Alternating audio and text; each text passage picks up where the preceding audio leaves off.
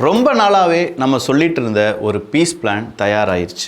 Russia Ukraine போரை முடித்து வைப்பதற்கு அமெரிக்கா செம்மையான சூப்பரான ஒரு பீஸ் பிளானை கொண்டு வந்திருக்காங்க. அந்த பீஸ் பிளானை சும்மா பீஸாக உக்ரைன் வாசித்து பார்த்துட்டு என்னப்பா எங்களுக்கு எதிராவா அப்படிங்கிற ஒரு கேள்வியை கேட்டிருக்காங்க. ரஷ்யா சொல்லியிருக்காங்க ஃப்ளெக்சிபிளாக தான் இருக்குது, அந்த பீஸ் பிளானுக்கு நாங்கள் வேணால் அக்செப்ட் பண்ணுறோம் அப்படிங்கிற மாதிரியான ஒரு விஷயத்த சொல்லியிருக்காங்க. உண்மையிலேயே இந்த பீஸ் பிளானால் யாருக்கு பீஸ் வந்துச்சு, யாருக்கு ஃபியூஸ் உருவப்பட்டது அப்படிங்கிறதெல்லாம் இந்த ஒரு பதிவில் பார்க்க போகிறோம். எல்லாத்தையும் பார்த்துடலாமா?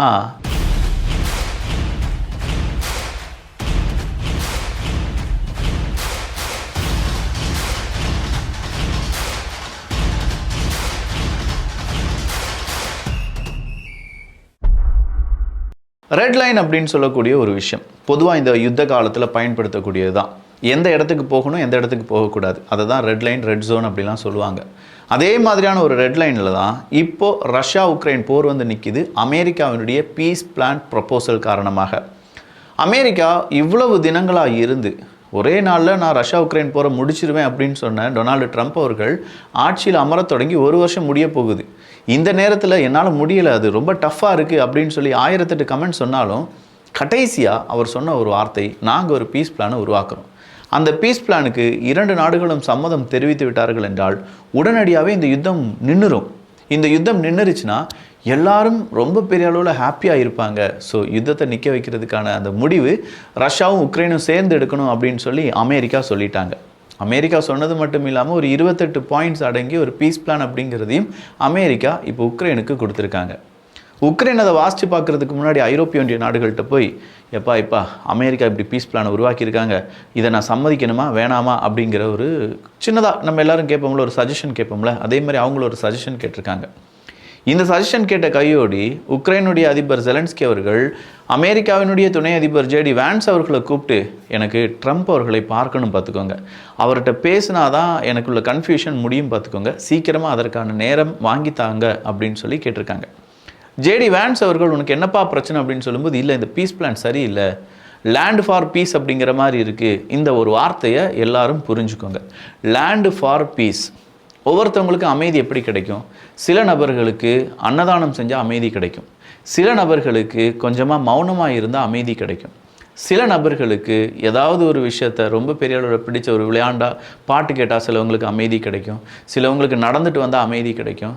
ஆனால் இப்போ ரஷ்யா உக்ரைன் போரில் உக்ரைனுக்கு அமைதி எப்படி கிடைக்கும்னா உக்ரைனுடைய கொஞ்சம் இடங்களை விட்டு கொடுக்க வேண்டியதாக இருக்கும். யாருக்கு விட்டு கொடுக்கணும்? ரஷ்யாவுக்கு தான். என்னையா கொடுமையாக இருக்குது, ரஷ்யா ஜெயிச்சால் இதை தானே கேட்க போகிறாங்க. இதுக்கு ரஷ்யா போர் புரியாமலே ஜெயிக்க வைக்கிற மாதிரி தானே அமெரிக்காவினுடைய திட்டம் இருக்குது அப்படின்னு சொல்லி நீங்கள் கேட்கலாம். ஆனால் என்னை பார்த்து நீங்கள் கேட்கலாம், ட்ரம்ப் அவர்களை பார்த்து உங்களால் கேட்க முடியுமா? கிட்டத்தட்ட உக்ரைன் ஒரு லக்சம்பர்க் மாதிரியான ஒரு ஏரியாவை இழக்க நேரிடும். யாருக்கிட்ட? ரஷ்யாட்ட. அதுக்கு பதிலாக ரஷ்யா என்ன செய்வாங்கன்னா ஒரு 0.5% அதில் இருக்கக்கூடிய ஒரு குட்டி இடத்தை விட்டு கொடுப்பாங்க. அப்படி டோட்டலாக ரஷ்யா மற்றும் உக்ரைன் இவங்க 2 பேரும் விட்டு கொடுத்து வாங்க வேண்டிய அந்த நிலத்தை சராசரியாக நம்ம எடுத்து பார்த்தோம்னா உக்ரைனுடைய 20%, 20%, 5ல் ஒரு பகுதி அப்படின்னு சொல்கிற அந்த லேண்டை ரஷ்யாவுக்கு கொடுப்பாங்க. ரஷ்யா பிடித்து வைத்திருக்கக்கூடிய உக்ரைனுடைய 0.5% இடத்தை ரஷ்யா திரும்ப யாருக்கே ஒப்படைத்து விடும்?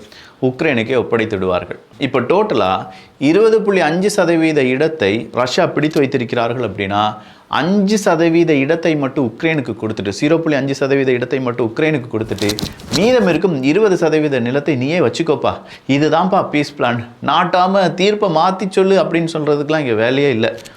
இது பிடிச்சிருந்தா இந்த பீஸ் பிளான் முன்னாடி போகும், இல்லாட்டி இந்த பீஸ் பிளானை வச்சு நம்ம எதுவுமே செய்ய முடியாது அப்படிங்கிறது டொனால்டு ட்ரம்ப் அவர்களுடைய இப்போதைய கருத்து. சரி, இப்போ இந்த பீஸ் பிளானை உருவாக்குனது யார் அப்படிங்கிற ஒரு கேள்வியுடன் ஏகப்பட்ட பேர் அந்த பீஸ் பிளானுடைய டாக்குமெண்ட் எல்லாம் கொஞ்சம் விவரிக்க ஆரம்பிச்சிருக்காங்க.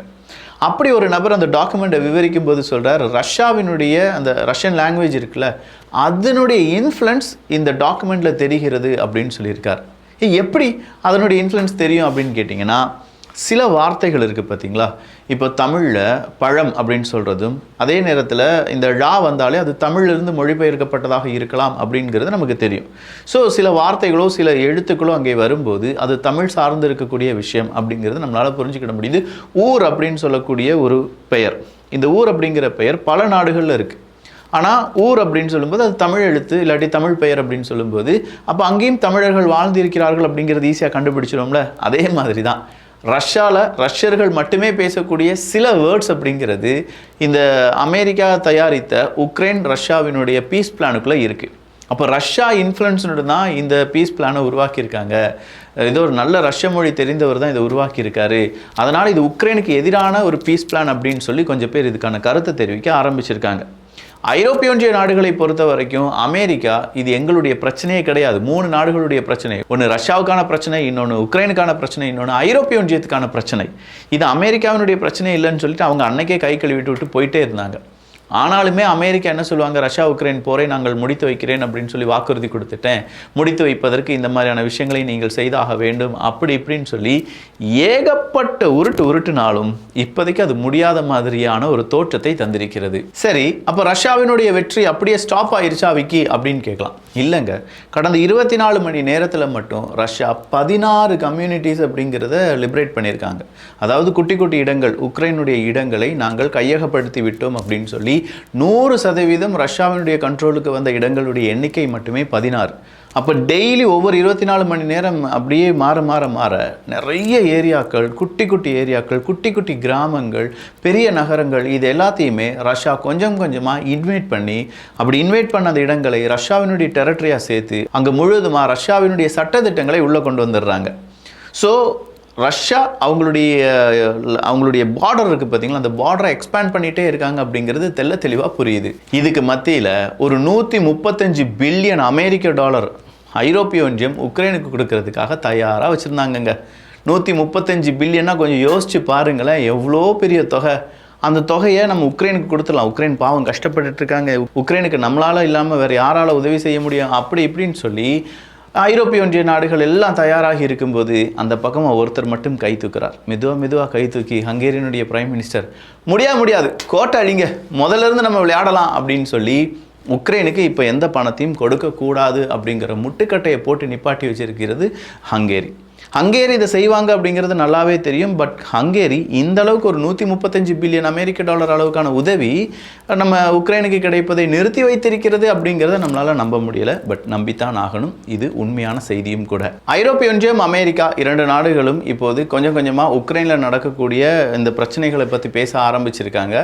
சவுத் ஆப்பிரிக்கா நாடுகள் பக்கம் ரஷ்யாவினுடைய கை ஓங்கி வருவதாகவும் அதை எப்படியாவது முடக்க வேண்டும் என்றால் ஐரோப்பிய ஒன்றியம், அந்த பக்கமாக இருக்கக்கூடிய உக்ரைன், இவங்க எல்லாருமே அமெரிக்காவினுடைய நட்பு நாடுகள் பக்கம் அவங்களுடைய இன்ஃப்ளூயன்ஸ் அதிகப்படுத்த வேண்டும் அப்படிங்கிற தகவலையும் வெளியிட்டிருக்கிறார்கள். ஸோ ஓவராலாக பார்க்கும்போது இந்த லேண்ட் ஃபார் பீஸ் அப்படிங்கிற பிளான் எக்ஸிக்யூட் ஆகுமா அப்படின்னு கேட்டால் இல்லைங்கிறது தெளிவாக புரியுது. இதை மறுபடியும் பேச்சுவார்த்தை நடத்துவதற்காக ஜெலன்ஸ்கி அவர்கள் ட்ரம்ப் அவர்களிடம் நேரம் கேட்பார். ஜேடி வான்ஸ் அவர்கள் நேரம் கொடுத்தாலும் ட்ரம்ப் அவர்கள் வெள்ளை மாளிகையில் வச்சு ஜெலன்ஸ்கி அவர்களை பேசும்போது எந்த மாதிரியான முடிவுகளை எடுக்க போகிறாங்க, ரஷ்யா எந்த மாதிரியான அசட்ஸை உக்ரைன்லேருந்து மொத்தமாக எடுக்க போறாங்க, அதுக்கு பதிலாக ரஷ்யா எந்த மாதிரியான அசட்ஸை உக்ரைனுக்கு திரும்ப கொடுக்க போறாங்க அப்படிங்கிற கம்ப்ளீட் டீடைல்ஸ் நமக்கு தெரிய வரும். எந்த அப்டேட் வந்தாலும் அது தமிழ் வியூகத்தில் பகிரப்படும். எனவே நம்ம சேனலை சப்ஸ்கிரைப் பண்ணிக்கோங்க. நல்லதை பகிர்ந்து நல்ல சமுதாயத்தை உருவாக்குவோம். நன்றி, வணக்கம்.